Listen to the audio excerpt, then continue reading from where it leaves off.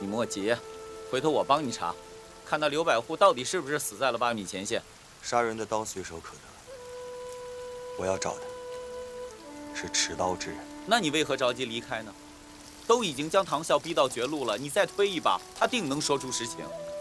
他已经认罪，无需多问。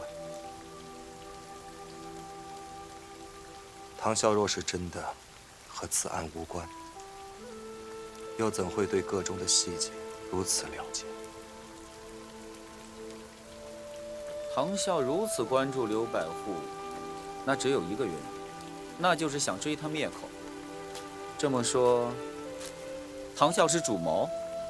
他只不过是一条看门的狗而已。你留他的狗命，是为了引出他幕后之人。轮不到我，应该很快就有人来封他的口。行，你这忙我帮到底，我会让影子盯住唐啸。谢谢莫言。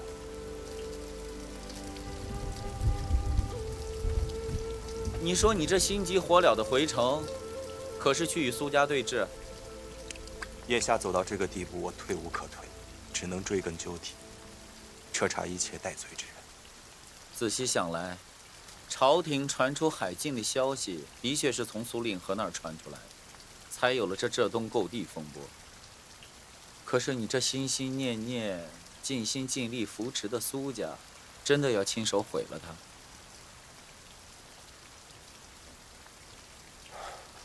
是毁是留，得看他是否真的有罪。你这心心念念全是真相，值不值得？我听山林大叶声，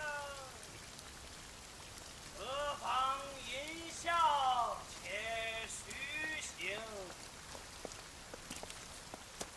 主政芒鞋轻胜马，谁把欲所言语任平生。主政芒鞋轻胜马，谁怕欲所言语任平生。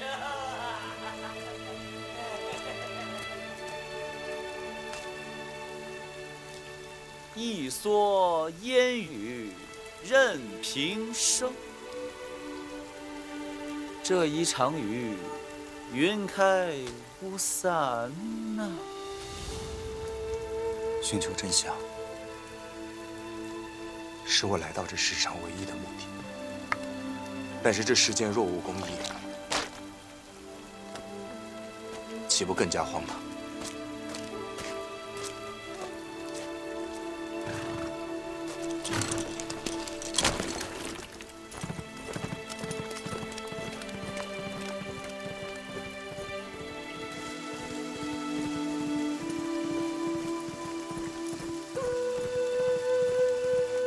这世间本就满眼荒唐，凭你一己之力，能换几分清明？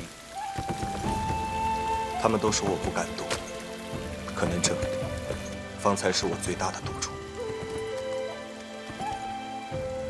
我不入地狱，谁入地狱？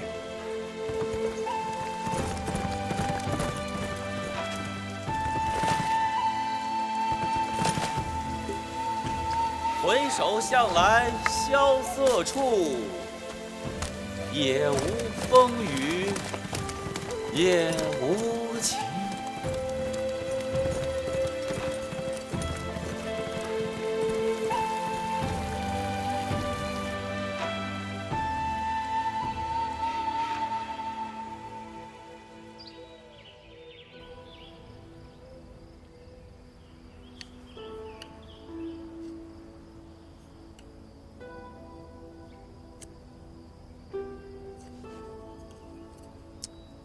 这簪子应该不值什么钱吧？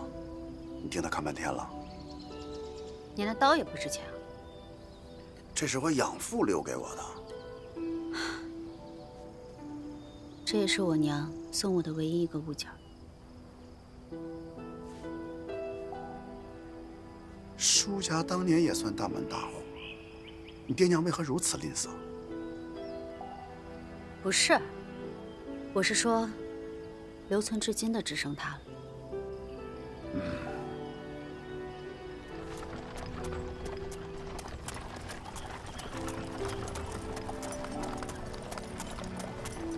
鱼。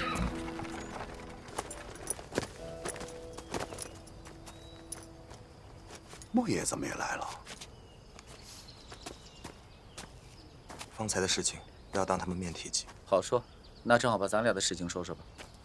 堂下的银子赔给我，我的银子拿去给连胜芳平账，这来来回回，我得到什么了？我答应你的是整个唐家产业，10几家赌坊，你可曾算过有多少钱？如何吃得下？你快说说。我自有安排。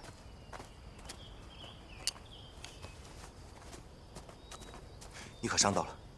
还好。哎，如何不问问我？江南第一快刀怎么会输给一个倭人？你少来！我就问你，唐孝那厮是不是还活着？是，或不是。亚楠，你随金兄还有莫爷赶紧回上，我还有件事情需要处理。你去哪儿？一个人吗？你放心，不会有危险。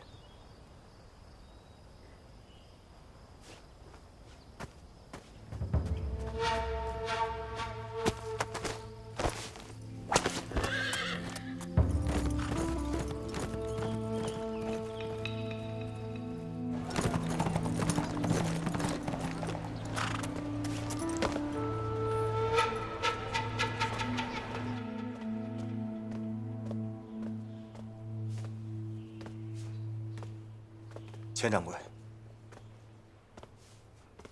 云公子，不知可否借我看一下商会的交易卷宗记录啊？怎么，还需上报苏会长？那倒不需要。会长特别有交代，只要云公子需要，商会全力支持。那便有劳了。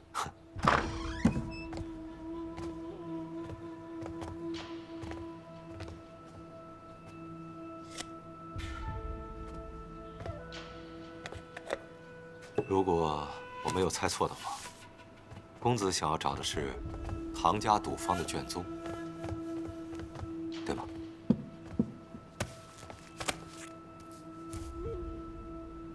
公子，此番与唐啸对赌，能够以败局扭转乾坤，在下十分佩服，够精彩。只是胜是胜，但没看见公子从中得利。也没有看见唐啸伤筋动骨，所以我猜这个赌局还远未结束。公子后面还留有后手，如果可以的话，可否透露一二？我家小姐对此也十分感兴趣。我并非为唐啸而来。钱掌柜，有劳钱掌柜帮我找一下天庆24年商会的所有账务。天庆24年，公子为何要寻找10多年前的老卷宗呢？公子随我来。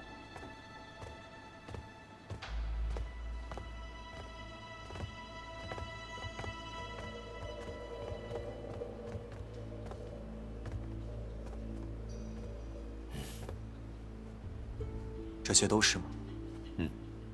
公子想找哪一方面的交易，我帮你找。不劳您，我自己来。那公子慢慢看，我在外面等你。多谢。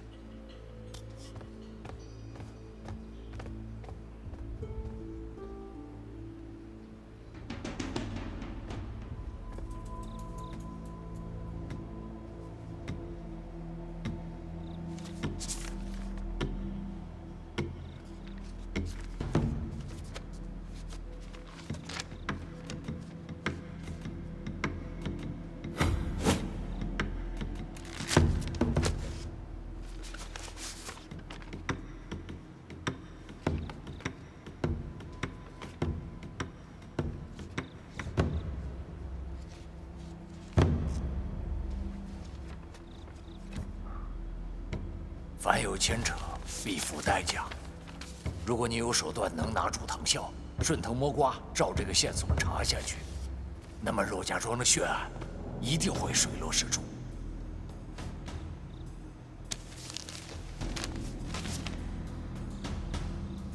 这个事儿啊，你得问你的好友啊，连生坊的另一个东家，苏明玉啊。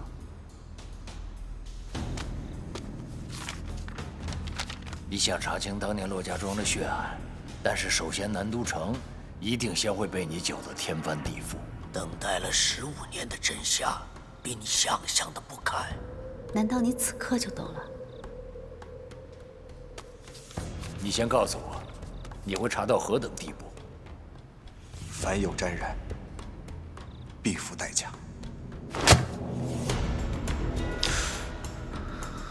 这么久了，你这心心念念全是真相，值不值啊？这世间若无公义，岂不欲发荒唐？凭你一己之力，能换几分清明？我不入地狱，谁入地狱？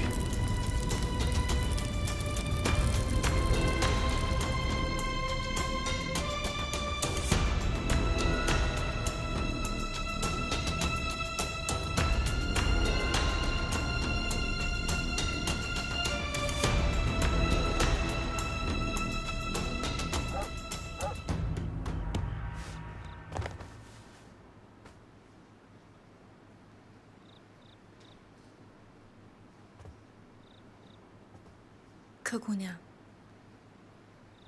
没了脱籍文书，不管你跟明玉多么情投意合，朝廷法度也不会允许他娶你进苏家的门。苏姐姐，我从烧掉文书的那一刻开始，便想明白，与其说我烧掉的是脱离贱籍的可能，倒不如说，我烧掉的是禁锢了我多年的枷锁。我若自卑自贱，即便我转入良籍，我也难逃罪臣之女的身份。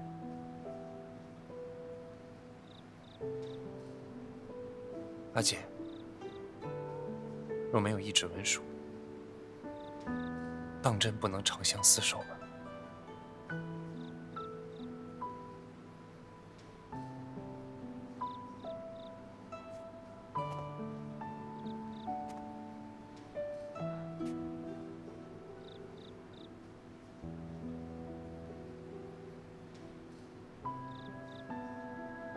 孟兰看过了世间繁华如梦，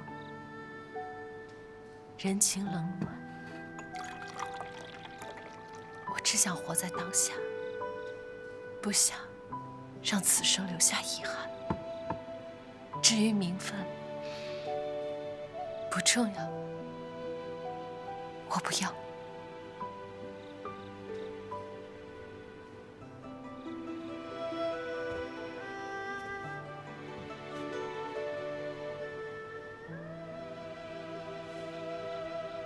既然你们不在意这世俗法度，那你们的婚事我就不予操办了。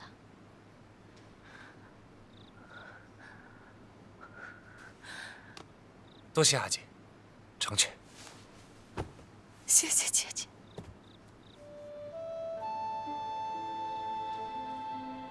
荣哥，刚才你脚步匆匆，有何急事？上回快打烊的时候，公子香忽然来了，他执意要调阅商齐卷宗，他要查的是天庆24年的卷宗。所以，小姐，你觉得公子香这是何意？荣哥，大事如潮水，如果苏家的繁华不在，你作何感想？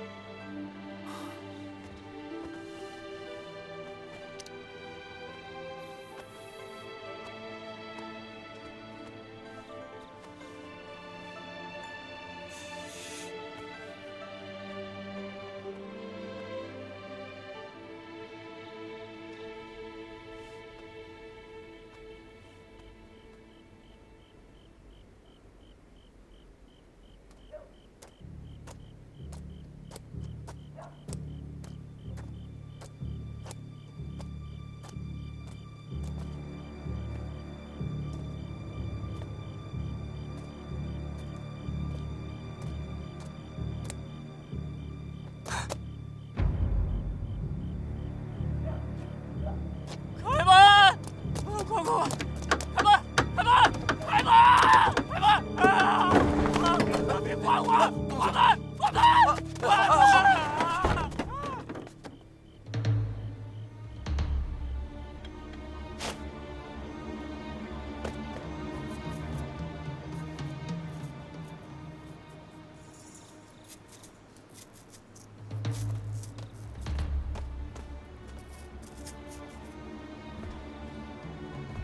唐老板可算回来了。你是叶督主的人？猜猜，你这是那边的人？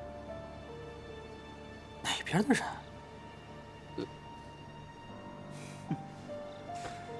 那不妨直接表明你的身份，为何擅闯我唐府？唐老板这账本作假了吧？我虽然看不太懂，可这几本账簿的质地也太新。一打开，都能闻到楚树香。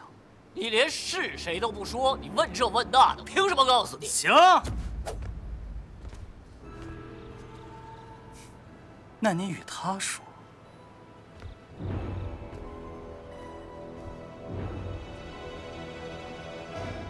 叶督主，这位乃是我林渊的少主，寇元杰。唐某有眼无珠。参见少主。你先一五一十的说清楚，为什么要伪造账本？别这么凶嘛！唐老板这些年为凌渊洗白了多少银子？论功劳苦劳，都该姓上。唐老板，让我看看你递交的宝贝吧。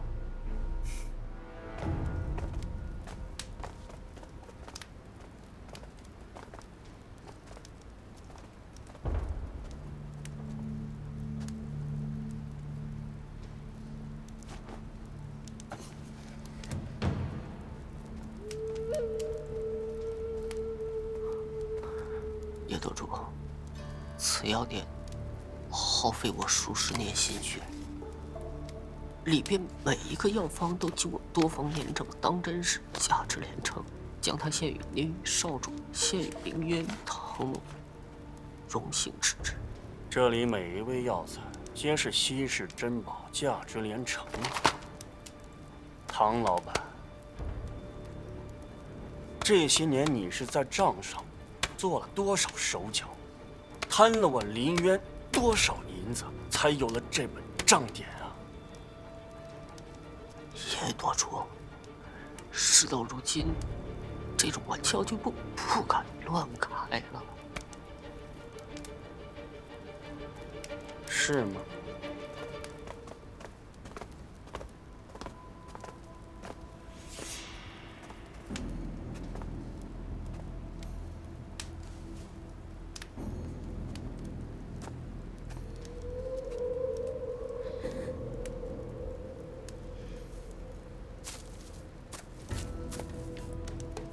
唐老板的珍藏真能抵了利息，绰绰有余。你过来。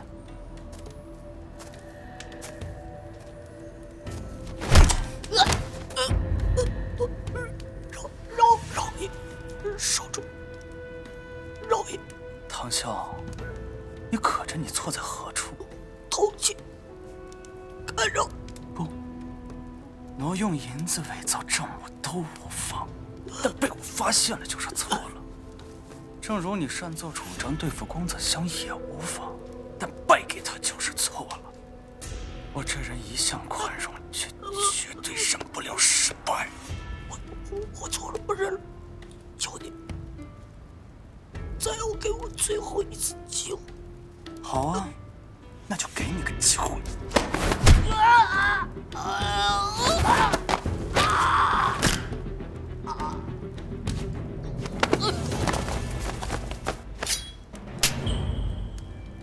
唐老板，若是连几个女人都赢不了，就怪不得我了。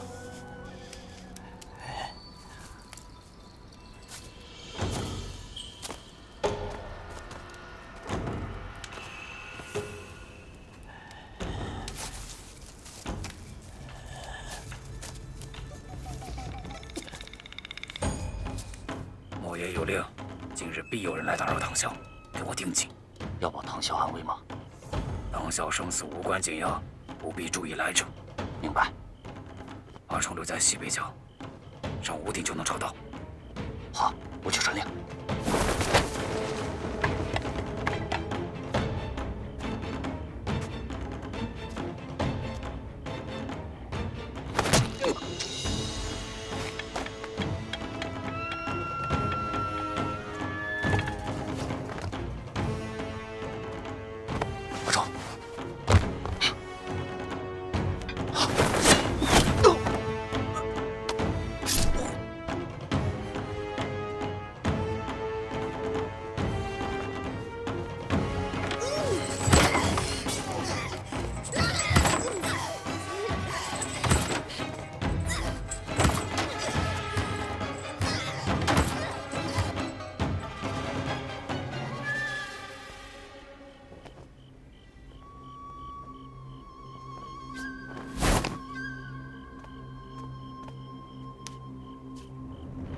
如何？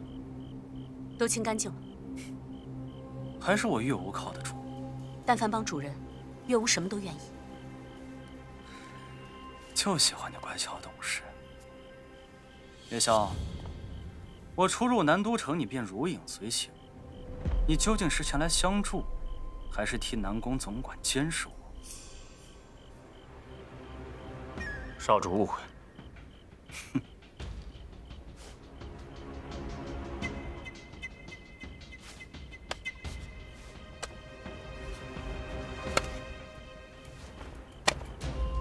这10万5千两是我阁中应急专款，如今你错信唐啸，打算如何补偿？还请少主宽限些时日，属下自有办法。办法？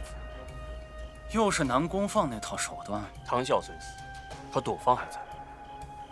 若我们假借……够了！去把你的人手都召集过来，今夜我便好好教教你们，凌渊应当如何行事。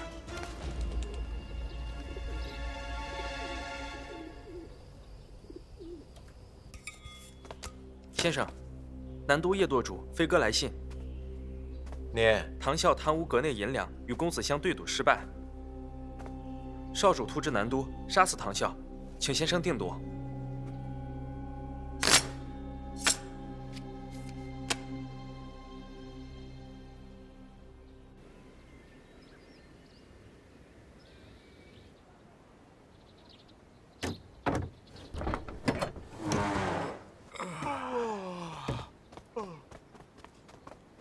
你看，袁老板还在卷宗室啊！哎，该不是睡那儿了吧？快去看看，可别踢倒了尤德。袁老板，卷宗不得代理上会，除非会长批示才行。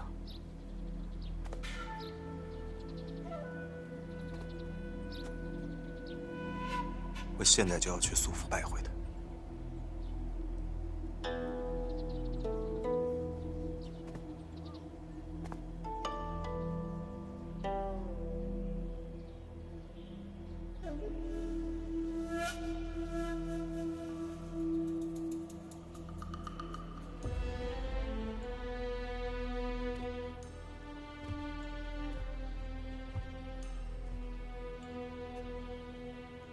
云公子匆匆而来，似乎是有10万火急之事，可为何现在却沉默不语呢？不如坐下，喝杯茶，有什么话慢慢讲。我想苏会长或许有话说。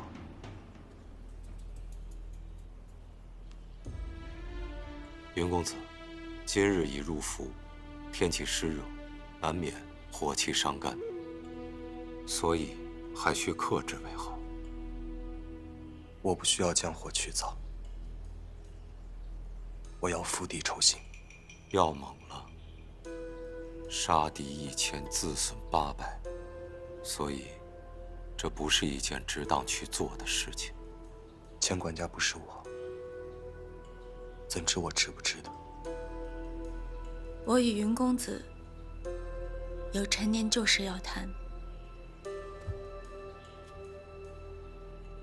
去吧，无妨。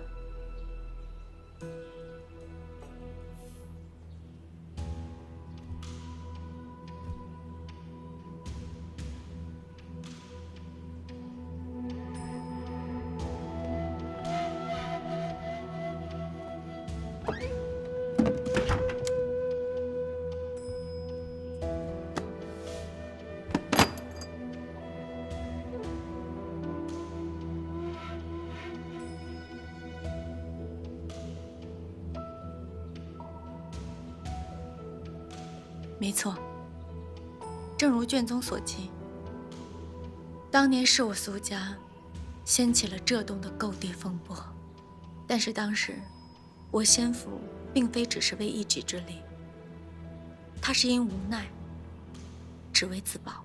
此话怎讲？天庆20年，文聪只身匹马闯入南都，短短几年，凭一己之力，将南都商界搅得风声鹤唳，南都富商巨贾频频败北，南都商会几近瓦解。此事我已知晓。公子只知其一，而不知其二。文聪虽与公子师出同门，但是他做事风格极其狠戾。他决意将南都商贾全部击垮，留他一家独大。云公子，听闻云台素以护苍生为己任，可是文聪如此行径，是不是有违师门？文老如此行事自有道理。难道我们苏家就该坐以待毙吗？天庆24年4月20日，自东主购浙东清风铺田皮田谷120亩，计银1600两，银田2期，苏令河。是先父自会。天庆24年5月4日，令尊大人又将此处田产转售给了刘琦。刘琦也就是摘星楼的老板。据苏公子所言，你们两家是世交。天庆24年6月11日，刘琦又将此处地产转售给文老，以5200两的高价。短短2月，同一处地产转手2次，地价翻了3番。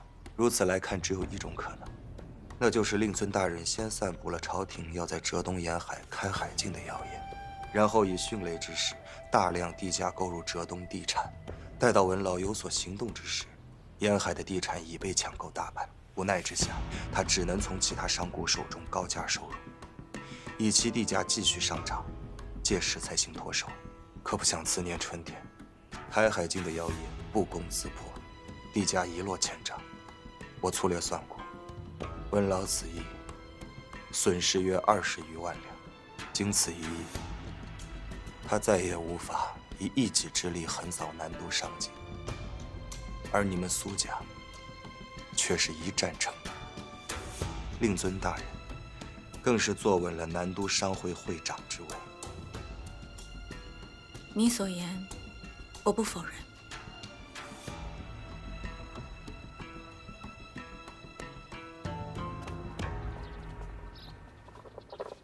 钱管家，小姐一早起来还水米未进，这都5时了，再不吃怕是要饿坏身子的。退下吧。是。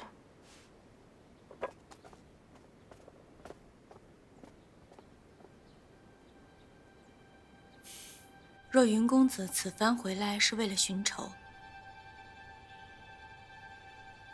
杀一儆百，足矣。杀谁呀？你吗？苏会长此言是忏悔还是威胁？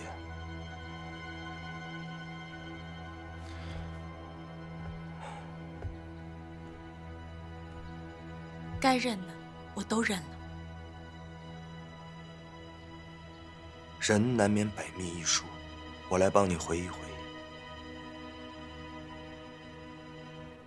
天庆24年9月13日，唐孝自江南布政司购得田皮田谷207亩。10月初3，将此处地产转售给文老。苏会长可想起来了？当年在布政司只购得一处地产，骆家庄。正是苏会长你绝口不提的唐孝和骆家庄。地契上写得清清楚楚，这宗交易是唐孝和文聪之间，与我苏家没有半点关系。令尊大人散布朝廷开海禁的谣言，策动浙东购地风波，但令尊想要的并不是击溃文老，而是要让文老永远无法在南都有翻身之日。所以下半场的棋局，唐啸成为了那个最精妙的棋子。当时浙东沿海地产在南都商户之间频繁转手，但是在地契之上却极少出现唐啸之名，便有了唐啸与你们苏家并无盟约之假象，这才使得文老他放松警惕，敢与那唐啸合作。云公子，我再说一遍，唐啸与我苏家没有任何瓜葛。接下来，才是令尊大人最高明，也是最险恶的招数。当时浙东沿海的地产所剩无几，偏远的骆家庄正是其一。文老命戚天风去抢购，可就在此时，有人向文老出谋划策，说只要巧立罪名，就可以收买官兵屠村，还可以省下大笔用来购地的银子。这便有了当年的骆家庄血案。而在那明面上出谋划策之人，正是唐啸。唐啸只不过是一介开赌坊的商户，他即使有能力收买刘百户等官兵屠村，也断无可能控制朝堂政理，之后再把他们调往八闽前线剿寇，实为灭口。但反观你们苏家，和朝廷关系千丝万缕，想要达成此事，简直易如反掌。真相昭然若揭，还需我言明？云公子指的真相究竟是什么？真相就是，文老他遭人设计，一步步走向深渊，最后，他破了门规，起了贪念，却也独自背上骆家庄血案的罪，只能眼睁睁看着苏家重掌商会，一步步立稳根基。而作为这一切的幕后操纵者，令尊大人他行此伤天害理之事，难道不怕半夜里被恶鬼拍门吗？不准侮辱家父！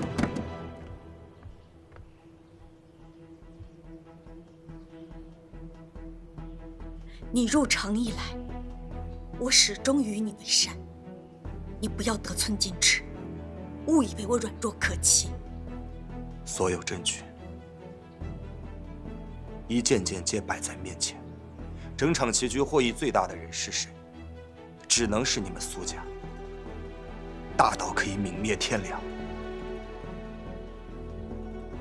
公子祥，我看你与苏家的缘分已尽，请便吧。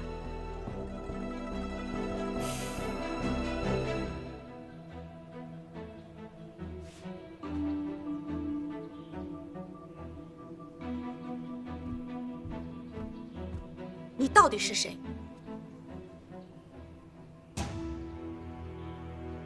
你猜得到的。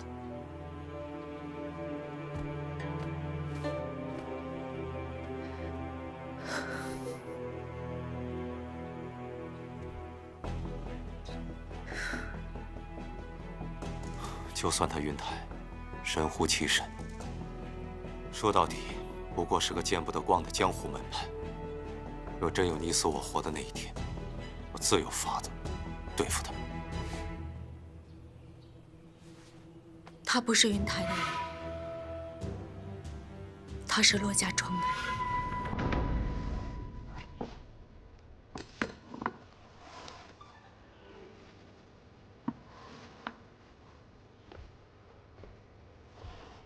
小雨，我长大以后会不会像柯姐姐一样美？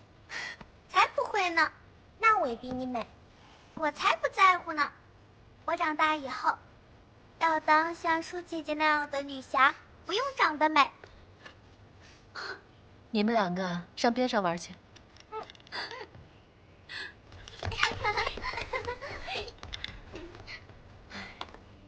你是不是很喜欢小孩子？小孩子天真无邪的，哪有人不喜欢？但这两个小妮子，鬼灵精怪，就怕在脸上放呆的时间久了，沾染了不好的习气。确实不是长久之计。我与明玉商量过了，苏家还有一处老宅空置着，我们打算把那改成善堂。那太好了，哎，你平时言必称苏公子，何时改口叫明玉了？快跟我说说，你们俩是不是算私定终身了？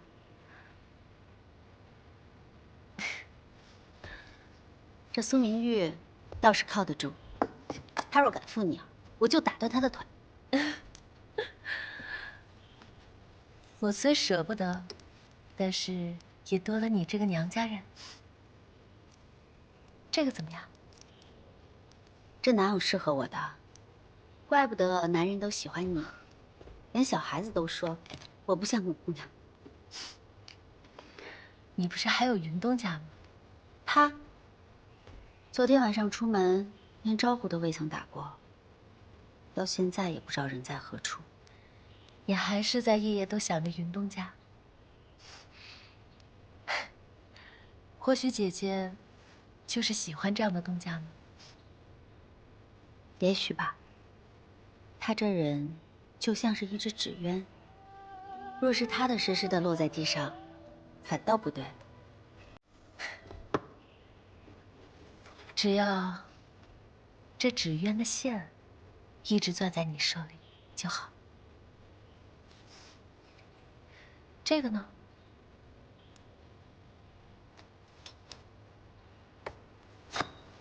要不这个得了？这怎么行？就这个吧，又素雅又利落。行，听你的。好。这簪子还是不妥，银光闪闪的，在夜里太容易暴露了。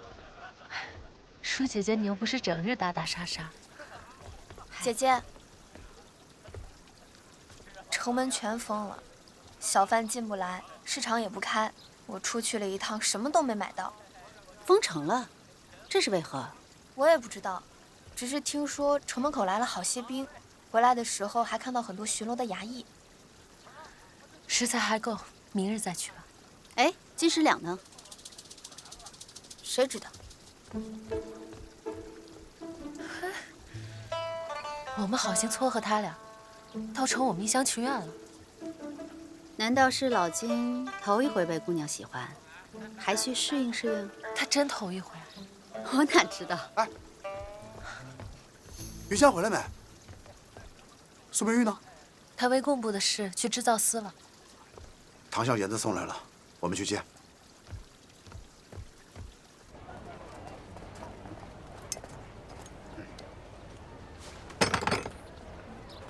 都站着干嘛？不舍得呀？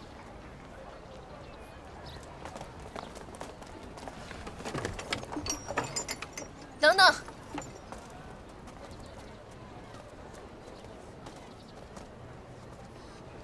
这唐家赌坊的赌金，按道理应该先送到广汇庄啊。啊，想来也无妨。这银子呢，既然在这儿，咱就先收着，待云香回来自会处置。是啊，云公子自会处置。姑娘何必难为我们这些下人？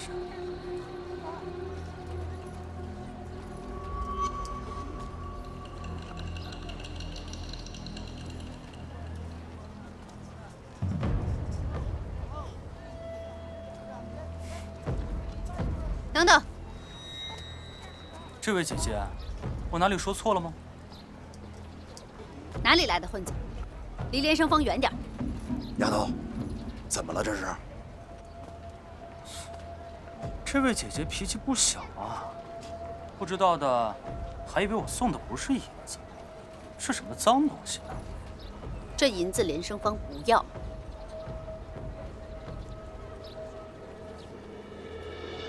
丫头，此事莫与我争辩，待云香回来，我自会跟她解释。姐姐，我倒是好奇，你要如何解释？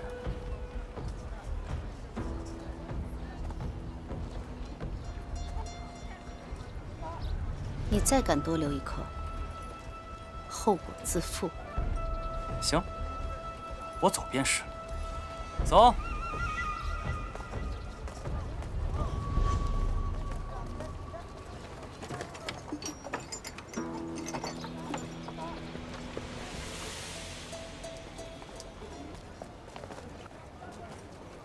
舒姐姐可是认识这小厮？唐啸诡计多端，莫要给自己揽麻烦。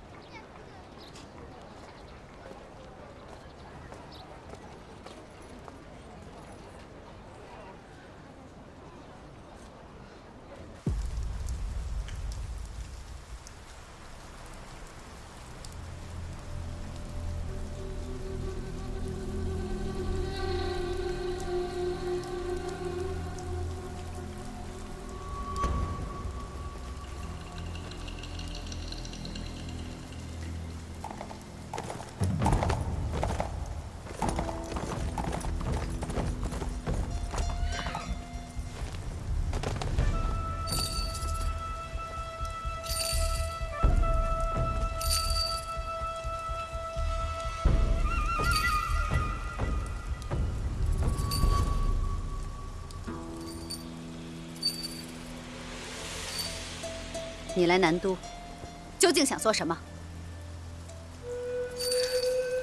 好久不见。